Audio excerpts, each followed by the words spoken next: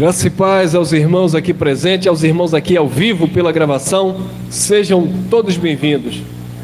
Eu quero deixar aqui uma pequena reflexão, e esse é o tema: o caminho até a adoração em espírito e em verdade. Esse é o tema: o caminho até a adoração em espírito e em verdade. João, livro histórico de João, preste muita atenção, livro histórico de João, capítulo 4, porque eu estou pedindo a sua atenção, você aqui na gravação e vocês também aqui presentes, porque muitas pessoas se utilizam desse versículo fora do contexto, ou desse entendimento fora de todo um contexto que está nesse texto.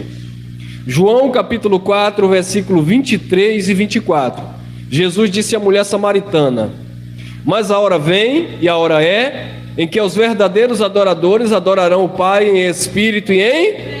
Ô irmão, adorar o Pai em espírito e em verdade é adorar a Deus com a sua consciência, com a sua racionalidade. É você ter entendimento daquele que você está adorando. Então nós adoramos a Deus em espírito e em verdade. Versículo 24: Deus é espírito, e importa que os que o adorem em espírito e em verdade. Ponto. Isso aqui virou uma oportunidade dos carnais gracistas. Estou falando para os carnais, não é para você que está me acompanhando aqui, nem você que entende o evangelho da graça. Esse texto virou um texto mal interpretado por os carnais, onde dizem assim: bom, se Deus quer que eu o adore em espírito e em verdade, então, meu irmão, independentemente como eu viva, isso não influencia em nada para Deus, porque a minha adoração a Deus, ela é em espírito e em verdade. Parabéns para você que entendeu, mas entendeu de uma forma errada, equivocada. Por que eu estou dizendo isso? Eu estava até falando para o irmão que as madrugadas, as noites, né, eu fico, às vezes, eu acordo um pouquinho tal, e fico meditando em algumas coisas, e esse texto ficou me martelando, porque virou um jargão. Nós somos adoradores que adoramos ao Pai em espírito e verdade. E isso está onde? Está lá em João 4, meu irmão. Você nunca leu, não? João 4, 23. Deus procura os verdadeiros adoradores que adoram o Pai em espírito e verdade. Logo, dentro do contexto, entendemos que Deus não está no monte, porque essa foi a pergunta da mulher. Os samaritanos adoram no monte, ou buscam Deus no monte? Amém? Vocês, judeus, dizem que é em Jerusalém o lugar da adoração, no templo. Aí Jesus disse: a hora vem, e a hora é chegada, já chegou, que os verdadeiros adorarão o Pai em espírito e em verdade. E aquela mulher começou a entender isso. Mas para aquela mulher entendesse o versículo 23 e 24, o que é adorar a Deus em espírito e verdade, ou o que é adorar a Deus em espírito e verdade, tinha o quê? Um caminho até. Então eu não posso chegar aqui e dizer: igreja, nós adoramos a Deus em espírito e verdade. Irmãos, nós adoramos a Deus em espírito e em verdade. E a pessoa sai com a consciência, sabe, própria, com o entendimento próprio de que: eu entendi, Deus não está no monte, Deus não está no templo, Deus está em nós, e eu adoro a Deus com a minha consciência. E a caminhada até a consciência? Agora segura. Paulo disse: todas as coisas são puras para os... Então, para eu adorar a Deus em espírito e verdade, eu preciso ser puro. Tem um caminho. Olha o contexto dentro daquilo que Jesus falava com a mulher. Olha a conversa, olha o diálogo que Jesus teve com a mulher. A mulher estava pegando água, Jesus disse: me dá água. Ela disse: o poço é fundo, e você é judeu. Aí Deus começou a quebrar naquela vida, naquela mulher, preconceitos, pré-requisitos. Aí Jesus também disse para aquela mulher: se você beber da água que eu lhe der, essa água vai fazer em você um rio que jorra para a vida eterna. Aí a mulher continuou sem entender: o poço é fundo, o Senhor não tem vasilha, como é que o Senhor vai tirar a água? E o diálogo continua. Jesus disse: cadê teu marido? A mulher diz: eu não tenho marido. Jesus disse: falou a verdade, disseste bem, tiveste 5, o que tu tem agora não é teu. Então Cristo começou a tratar com aquela mulher até chegar ao caminho, até chegar ao ápice, o ponto do que Jesus falou. Os verdadeiros adoradores adorarão o Pai em espírito e verdade. Então adorar o Pai em espírito e verdade não é porque você saiu do sistema religioso, recebeu a palavra da graça, recebeu o entendimento e agora você declara: eu adoro o Pai em espírito e verdade. Mas e o processo e a caminhada até adorar a Deus em espírito e verdade? É em uma vida carnal? É em uma vida de qualquer jeito? Não, Cristo ia tratando com aquela mulher na caminhada. Cristo ia curando aquela mulher no diálogo. Então, quando nós dizemos que adoramos a Deus em espírito e verdade, isso é uma grande responsabilidade. Porque não é apenas porque eu entendo o Evangelho, mas é porque eu me submeto ao Evangelho. Quando eu digo que eu adoro a Deus em espírito e verdade, é porque houve uma trajetória, houve uma cura, houve um processo, uma caminhada, até que eu viesse a dizer e afirmar: eu adoro a Deus em espírito e verdade. Por quê? Porque eu adoro a Deus em espírito, porque eu entendo, e em verdade, porque não há uma hipocrisia na minha vida. Eu não adoro a Deus quando a igreja está reunida e todo mundo levanta a mão e dá glória, mas eu adoro a Deus nos meus bastidores. Eu adoro a Deus no meio das minhas amizades, com o meu comportamento. Eu adoro a Deus com o meu testemunho nos bairros. Eu adoro a Deus com o meu caráter transformado. Eu adoro a Deus cumprindo os meus compromissos. Aí sim eu vou ter uma consciência de um filho que adora a Deus em espírito e em verdade. Jesus não disse: continua aí com os teus 6 maridos. Jesus não disse: continua aí com a tua vida do jeito que você bem entende, não. Lembra para a mulher que foi pega no ato de adultério? Jesus disse: vá, mas não continue pecando. Então virou um jargão em graça? Não, irmão, adoração hoje é espírito e verdade. Que bom que você entendeu isso. Mas o que é isso? Ah, irmão, é porque eu entendo. Ué, entende? Entendeu uma coisa, disse Tiago: que não sejamos apenas ouvintes, mas praticantes da palavra. Então adorar a Deus em espírito e verdade é um processo, é uma caminhada, é um caminho de renúncia, não para ser filho de Deus, mas porque você é filho de Deus. É um caminho de apanhar e dar outra face, porque você entende que o Cristo vivo habita em você e você manifesta esse Cristo. Então é todo um processo, é toda uma caminhada. Não é chegar no versículo 23 e dizer: eu adoro a Deus em espírito e em verdade. Olha o que diz o apóstolo Paulo em Romanos, capítulo 1 de Romanos. Olha lá, eu vou ler o capítulo 9 e depois eu volto para o capítulo 1. Romanos capítulo 9, versículo 1. Em Cristo digo o quê? A verdade, não minto, dando-me testemunho a minha consciência no Espírito Santo. Uau! Agora eu comecei a entender o que é adorar a Deus em espírito e em verdade. Paulo disse: em Cristo eu digo a verdade, não minto, dando-me em testemunho o pastor da minha igreja, o irmão, não, dando-me em testemunho a minha consciência. Adorar a Deus em espírito e verdade é a minha consciência dar um bom testemunho diante de Deus. Eu não preciso convencer o meu pastor por onde eu ando, modo de falar, tá? Eu não preciso convencer o líder religioso se eu sou crente ou não, eu não preciso convencer o irmão se eu estou de bermuda, se eu estou de camiseta, se eu estou fazendo uma atividade, se eu sou crente ou não. Eu não preciso convencer ninguém disso. Agora, minha consciência precisa estar convencida disso. Eu preciso ter paz na minha consciência, porque o tempo todo, quando Paulo disse orai sem cessar, é esta consciência diante de Deus, dando testemunho. É o Espírito da graça ministrando em você, dizendo: todas as coisas são lícitas, mas nem tudo lhe convém. E aí você vai entendendo o que é adorar a Deus em espírito e verdade. Em Cristo digo a verdade, não minto. Eu digo a verdade, não minto, dando-me testemunho a minha consciência no Espírito Santo. Você está entendendo o que é adorar a Deus em espírito e verdade? Existe uma caminhada. Não, irmão Elcio. Quer ver? Romanos 1, 9. Eu li 9, 1, vamos ler 1, 9, Romanos. Romanos, capítulo 1, é o versículo 9. Vamos lá. Romanos, capítulo 1, versículo 9. Olha aí. Porque Deus, a quem sirvo em meu espírito, no evangelho de seu Filho, me é testemunha de que incessantemente faço menção de vós. Eu quero ficar com a primeira parte aqui. Porque Deus, a quem sirvo no meu espírito, a quem sirvo com o meu entendimento. Ué, pronto. Paulo fechou a conta. Servindo a Deus com entendimento.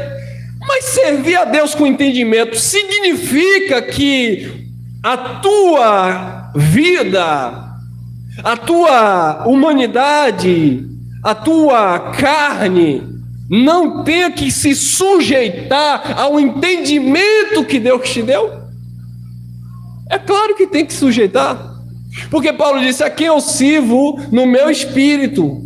Ótimo, Paulo, então você serve a Deus no entendimento, no teu espírito.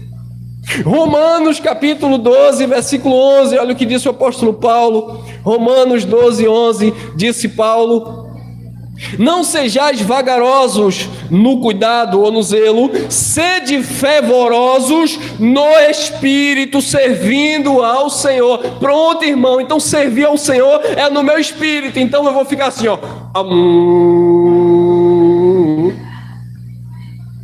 Mas o que é servir a Deus no espírito? Eu tenho entendimento, mas o que é servir a Deus no meu espírito? O que é servir a Deus em espírito e em verdade? O que é adorar a Deus em espírito e em verdade? Aí Paulo disse: eu esmurro a minha carne, para que pregando aos outros eu não venha a ser reprovado. Porque não adianta o irmão Elcio dizer assim: eu sirvo a Deus em espírito e verdade com o meu entendimento, e eu vou pregar para você. Mas aí quando você olha para a minha qualidade de vida, uma pessoa indisciplinada, injusta, sabe? Uma pessoa que não cumpre os seus compromissos como cidadão. Quem é que vai ver Cristo na tua vida? Você pode encher a boca e falar que conhece a graça, e falar que conhece Deus, e dizer que serve a Deus em espírito e em verdade.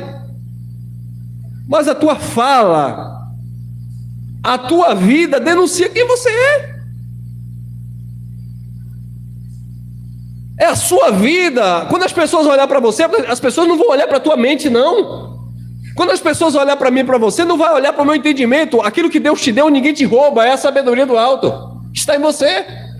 Ninguém toma de você. Só que quando as pessoas olharem para você, ela vai ver você. É o que você fala, é o que você faz, é como você age e reage. E é aí que as pessoas vão ver se você de fato manifesta o caráter de Cristo. Porque não adianta. Não, irmão, você está me julgando segundo a carne. Eu adoro a Deus em espírito e em verdade. Conversa, tem um caminho até adorar a Deus em espírito e em verdade. Paulo disse: eu sirvo no meu espírito, mas eu esmurro a minha carne para que pregando aos outros eu não venha a ser reprovado. Eu sirvo a Deus no meu espírito, mas Paulo disse: o bem que eu quero fazer, às vezes eu não faço, e o mal que eu não quero eu acabo fazendo. Miserável homem que sou, quem me livrará do corpo desta morte? E quando faço mal, já não sou eu que quero, mas a minha carne, esta natureza que não se converte.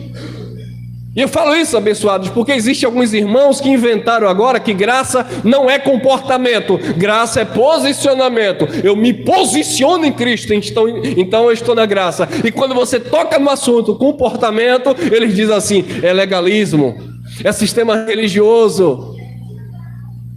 Porque a ninguém conheçamos segundo a carne, está escrito, mas você entendeu fora do contexto. Porque quando Paulo disse em 2 Coríntios 5,16, a ninguém conheçamos segundo a carne, ainda que tivéssemos conhecido Jesus segundo a carne, já não conhecemos dessa forma. No capítulo 15, Paulo vai explicar, porque depois que Jesus morreu, havia pessoas ali que da época de Jesus estavam vivos.